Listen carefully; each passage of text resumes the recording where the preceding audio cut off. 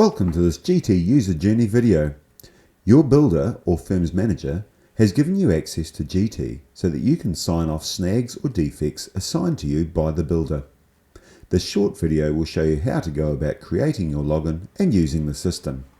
Go to the GT email you received from your builder and click the link or the login button. Your account has been pre-configured to use the email address you supplied to your builder.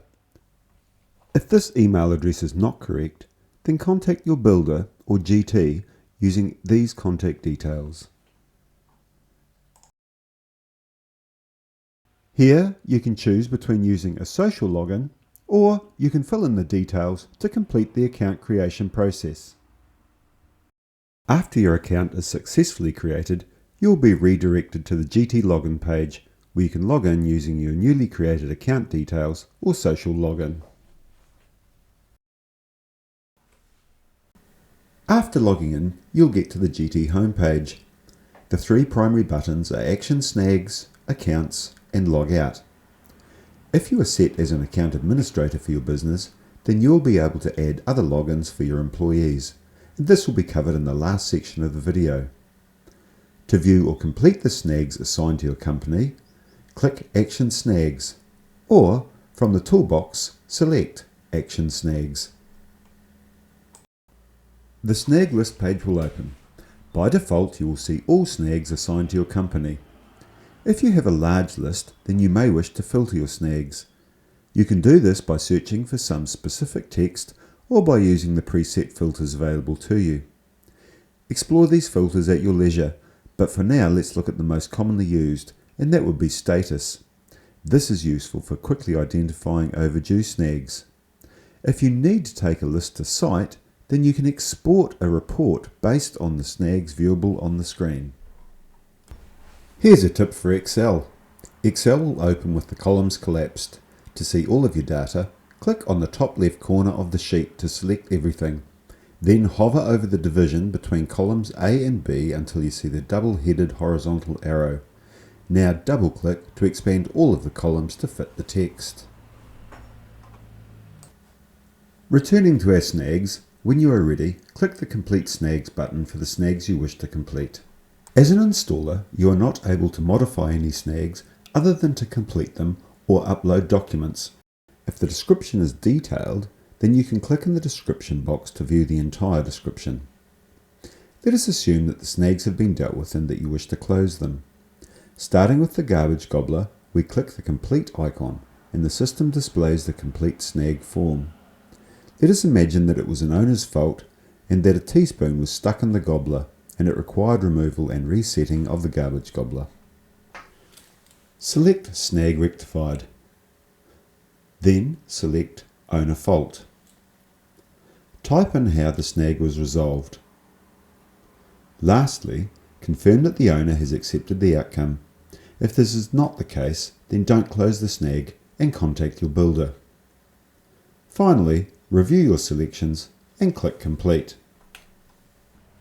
The system will notify the owner via an email of the completed snag. If you want a copy for your own records, then click the Installer Email button. Now let's look at the dishwasher and examine the complete form in more detail. The two other options under Snag Rectified include Installer Fault and Product Fault, and these should be self-explanatory. Selecting the No snag found to be within limits gives a different set of options. You have three.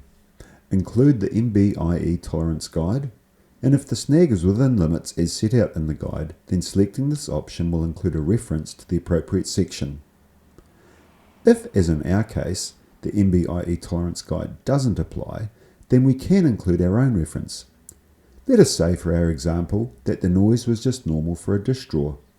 We may wish to include a PDF file of the owner's manual, and so we would select this option. Notice the default text updates depending on the option you select. Finally, you may not want to include any reference at all. For our example, we will include a reference to the owner's manual. Now complete the snag in the same way that you did before.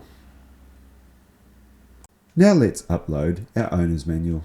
Under the Docs header, click the Documents button. Navigate to the document and select it for upload. Alternatively, you can simply drag the file onto the button. You can see now that we have one document attached. If you wish to edit the documents, here you have the option to delete the document, rename the document, or upload another document. Just a note here, you do not have to action all of the snags on screen, and only the snags that show complete will in fact be actioned. If you have made a mistake closing a snag, then you can reopen it at any time and start again. You will be prompted to enter why it is being reopened.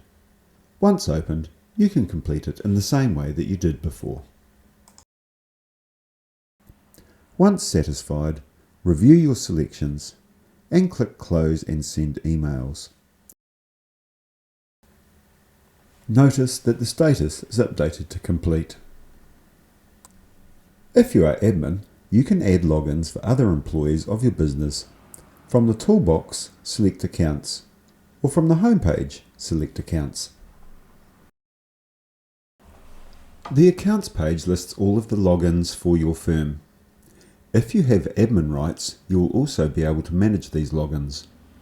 To add a login, press either the Add Standard User button or the Add Administrator button.